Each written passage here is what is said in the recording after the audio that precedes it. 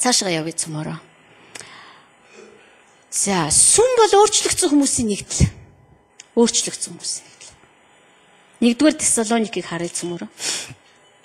1-р Тесалоник би дандаа игэл биш сүмийн хүмүүс бид нар нин тэргүнд ямар байх ёстой вэ гэдгийг яриад байгаа шүү дээ. Яг үүндээ хайр бол за хайр болов ийм юм аа гэсэн тодорхойлт байхгүй. Гэтэ бид нар хайр гэдэг тэр зарчмыг ойлгоход хангалттай. Өөрчлөгдсөн хүмүүсийн нэгдэл 1-р Тесалоникийн 1-р бүлэг. За би өөр олоодох юм. 1-р Тесалоник 1-р бүлэг. За Тесалониктайгаа сүмийнхэнд хандаж Паул ингэж ütсэн ба. 8. За 7-оос эхлэе. Ингэж та нар Македон болон Ахай дахь бүх итгэгчдэд үлгэр дуурайл болов. Учир нь эзний үг та нараас гарч зөвхөн Македон болон Ахай дахь сонсогдсон төдийгүй бурханд итгэсэн та нарын итгэл хаасайгүй тарсан билээ. Тиймд ямар нэг юм ярих хэрэг бидэнд байхгүй. Учир нь тэд өөрсдөө та нарын дунд бид хэрхэн орсныг болон амьд бөгөөд үнэн бурханд үйлчлэхийн тулд та нар хэрхэн шүтээнүүдээсээ эргэж бурханд хандсан тухай. Ирэх өөр хилэнгээс бидний гэтлэгдэг Есүсийг тэр үхэгсдээс амьлуулсан бөгөөд түүний хүүг Тэнгэрээс ирэхийг хүлээх тухай мэдүүлвэ гэж. Тэгэхээр өөрчлөлт гэдэг бол би архиудаг тэгээд бидний гэрчлэл үнэн өдөртэй. Би ингээ архиудаг гэсэн байхгүй юу? Тэгэл авгаа зоддаг гэсэн байхгүй юу? Тэгээ ууха болцсон байхгүй юу? Мэдээж ууха болцсон чи ихнэрээ барьж авч зодох ямар шаардлагагүй болсон. Тэгэл одоо болчихж байгаа юм тэр. Харин энд юу хэлсэн бэ гэхээр бид нар тэр Тесалоникч зүгээр хуурамчтай гэрээс гаргаж хаяа зогссон юм биш.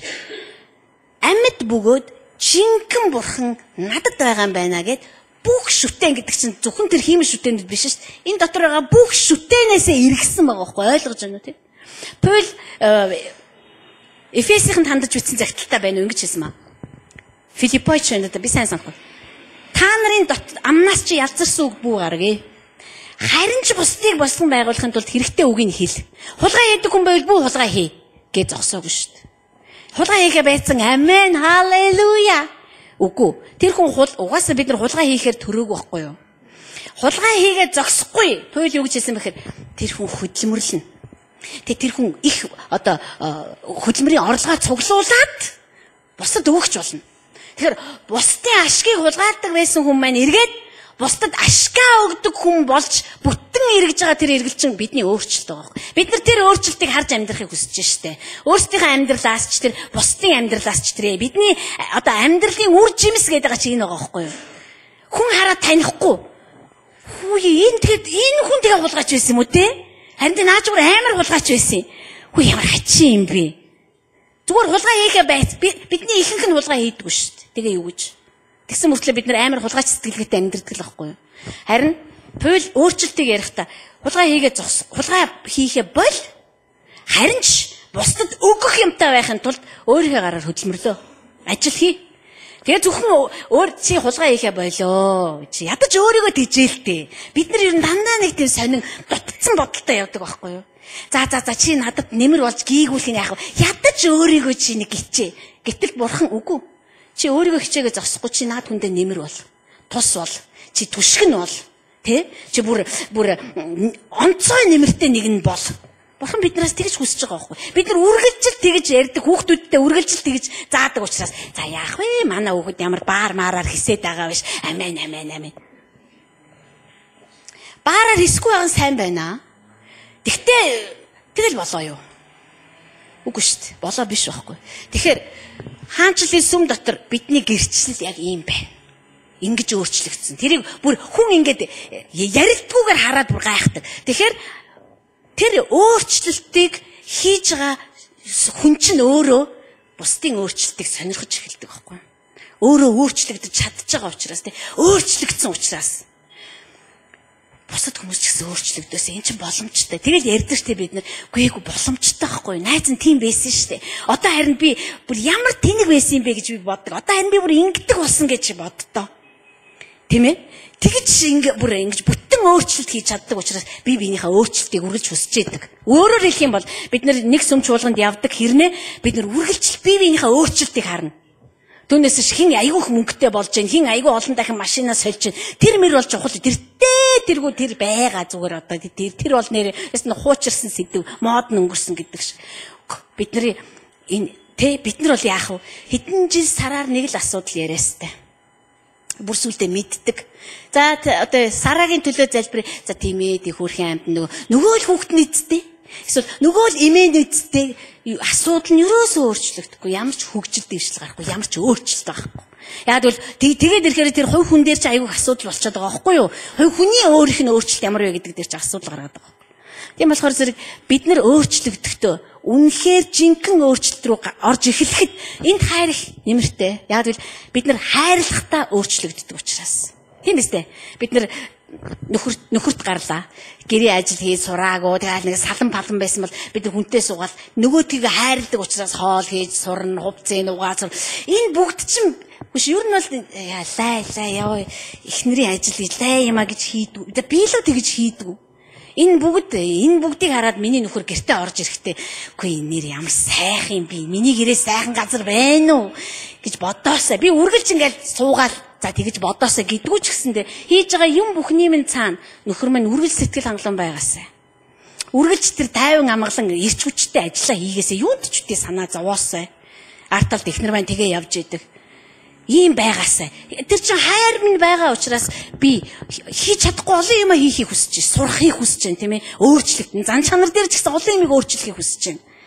Өөрчлөлт рүү хөтлөж байгаа зүйл маань бидний хайр байгаа. За тэрийг эргүүлээд хайрлаж байгаа хайр. Ингээд бид нар харилцсан бие биенийхээ хайраас өөрчлөлтүүдийг өөрсдийнхөө амьдрал дээр авдаг байхгүй. Түүнээс хайр гэдэг бол зүгээр хин нэгнийг шулж мүлжихийн тулд өгс. Тийм зүйл биш. Ер нь паразит гэдэг шавж чинь зөнгөөр сордог болохоос ш тэр нэг хайр маягаар тоглосонтой сордог ш харин бид нар санаатаагаар сордог байхгүй. Хайр энэ хайраар ямар нэг юм хийчихье гэж. Тэгэхээр бид нар өөрчлөлтөнд маш дуртай хүмүүс байх ёстой. Бидний дотроос ямар хүн явах ёстой вэ гэхээр ямар хүнд бид нар зоригтойгоор за чиний байх ёстой газар энэ биш юм байна гэж хэлэх вэ гэхээр бид нар тэгж хэлэн заа юу. Бид нар тэгж хэлнэ. Бид нар тэгж хэлэхээр яана тэгэл одоо эзний өргөөнөөс хин нэг хөөсөн бол бурхан л авчирсан шүү дээ. Хөөвл бурхан л хөөнө гэж. Үгүй шүү дээ. Бурхан авцаагүй. Бурхан мэдээж дагуулan хөтөлсөн. Гэтэ та хөтөлж оруулж ирсэн юм байгаа биз дээ. Өөр алдтай шиг хачин юм оруулж ирчээ та одоо хөөчихдөх үү гэд. Бурхан тэгэл тэрийг хөөхийн тулд хурж ирэл тэгэл чи явдах үү энэ гэх үгүй шүү дээ. Биднаас тэр зоригтой шийдэмгий байдлыг чи хүсдэг байхгүй юу? Бид нар гэр дотор нэг шалчгансан юм орж чаал ингээл тэгэл бид чи хин би үе яваач зайлаач гэж хөөш. Тэгэхгүй бодоол тий яана залбраал жижиг өрөөнд ор би аваа манад нэг юм ороод ир та хөөгөөдөг гэдэг үсттэй. Гэтэл сүм чуулган яг ингэж байгаа байхгүй юу? Би яаж хөөхийн эзэн авцарсан хүнийг эзэн өөрөө л гаргад юм байгаа биз гэдэг штэ. Бид нар ямар хүнийг хөөх ёстой вэ гэхээр өөрчлөгдөх амар дургуун хүмүүсийг хөөх бишээ бид нар хэлэх ёстой. За уучлаарай.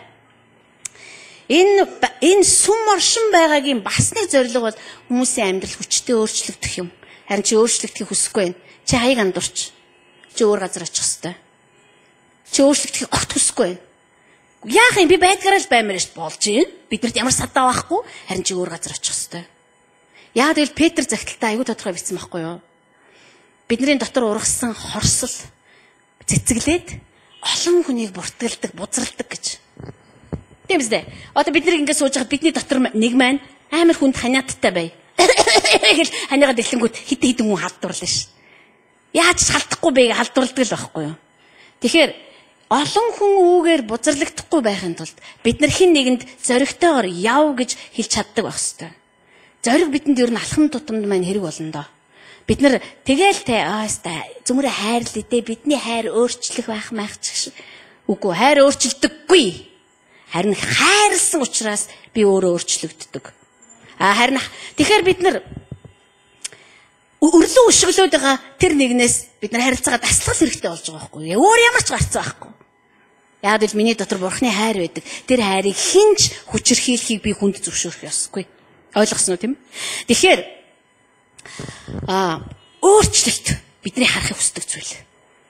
Гүйгүй тэгэл нөгөө л нэг хийдгээ хийгээл мөрөдөө тоглоол ингээл үр хүүхдээ зодоол занчаал тэгэл ингээл агсан тавиал одоо сүүлийн үед чинь сүмүүдэд гачин юм их болж байгаа ш. Хинч гайхаа байсан да тэрэнд. Манай сүм дээр нэг хүн агсан тавиад зодолдог. Тэгээ юу? Тэр бол нэг хэвийн юм шиг болцсон байгаа байхгүй. Тийм байх ёсгүй ш. Өөрчлөлтийг хүсэхгүй байна уу? Марш. Яг л бид нар өөрчлөлтийг хүсэж байна. Яг л бид нар өссмөр байна. Харин чи хүсэхгүй байна. Хүсэл зориг зөрчилдөж байна. Нэг санаатай байх аргагүй байна. Чи гар яв. Инх за яах вэ? Пастор л өөрөхөөг. Манайхан ч өвний гараар могоо бариулах амар дуртай. Тэгэл пастор нь үнцэг болон бүрийг шалгаад хин ямар ёс бус юм ярьж байгаа гэж хайгаа шалгаад цагтаа штэ явж явах юм байна л да. Үгүй штэ. Энэ бол миний аавын гэр. Энд миний эцэг нутгалахыг хүсдэг. Энд миний эцэг оршихыг хүсдэг. Тийм учраас би энэ гэр дотор амьдардаг, би итгэмжит нэгэн байхыг хүсэж байна. Тийм учраас өөрчлөгдөхийг хүсэхгүй хүн байна уу? Хүсэхгүй хүмүүсийн цуглаан руу яв. Зөндөө байгаа гадуур. Харин бид нар бол өөрчлөгдөхийг хүсдэг хүмүүс тийм биз дээ. Та нар өөрчлөгдөхийг хүсдэг биз дээ. Бид нар одоо байгаагаас илүү дээр болохыг хүсэж байна. Бид нар түүний тавьсан төвшөнд хүрэхийг хүсэж байна. Цаашаа. За. Ариун хүмүүсийн уучлал гэмшил. За энэ бас их уянгийн ажилттай сэдвээ. Яа тэгвэл бид нар уучлалаар мөн ч олон хүний хүчинцэндээ ер нь бол уучлал. Хэл уучлаач. Яг ясам дээр үнийг уучлна гэдэг ямар хэцүү вэ? Уучлал би чамайг уучлаа гэж хэлэх бол гайгүй. Яг яаж ийс нэг юм барааж бүрийж яагаад бид нар хэлнэ. Гэхдээ зүрх сэтгэл дотор уучлна гэдэг бол их хэцүү. Тэгэхээр миний ярьж байгаа зүйл бол ерөнхийдөө ажилтдаг зэрэг зарчмыг л би та нарт хэлээд байгаа шүү дээ. Тэгээ та нар өөрсдөө мэрэгэн ухаанаараа шүүлтээ хийнэ гэсэн. Уучлал гэмшилтэй цөмөр энэ ишлэл харъя л да. Бид нар хамгийн түрүүнд Еврей номын 12 дээр чи. Бид нар хамгийн түрүүнд ямар байх учиртай вэ гэхээр харилцаанд үнэхээр нямбай байх хэрэгтэй. Нямбай. Еврей 12. Харилцаанд зөв нямбай байх хэрэгтэй. Цөмөр эхлээд энийг уншия л да. Ярихаа өмнө. Еврей номын 12-ийн 14-өөс бүх хүнтэй эвтэй байхыг болон ариусгалыг мушгихтун үүнгүүгээр хин ч эзнийг үзэхгүй болоо. Хин ч бурхны игүүлслээс салахгүй тулд болон ямар ч гашуун үндэс урган хор учруулан түүгээр олон хүн бузарлагдахгүй тулд сэрэмжил. Энэ Еврей номон дээр байсан ишлэл байна шүү. Садар самуун эсвэл хоолны төлөө ууган хүүгийн эрхээ худалдсан Исав шиг сүсэггүй хүн болчихгүй тулд сэрэмжил. Тэр дараа нь ёроолыг өвлөхийг хүссэн боловч гологдсон билээ. Учир нь тэр нулимс унган ёроолыг хайсан хэдий ч гимшлийн төлөөх зайг олоогүй гэдгийг та нар мэднэ гэж. Бид нар одоо нэг тийм сонин галзууч юм шиг тийм ойлголтоос салах ёстой. Энэ харилцаанд нямбай бэ гэдэг чинь юу хэлээд байна вэ гэхээр та хин нэгнийг гомдоох вэ гэдэгтээ санаа тавих ёстой.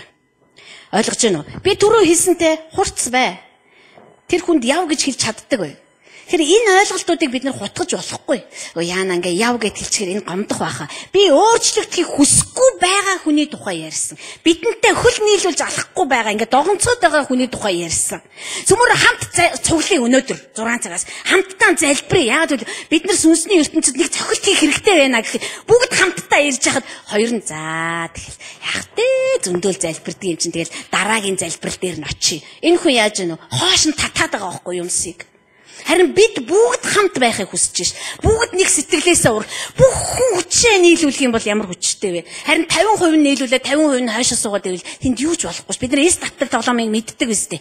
Бүгдээрээ зулгааж ижил тэр осыг өөрийнхөө талд татаж авч чаддаг штэ.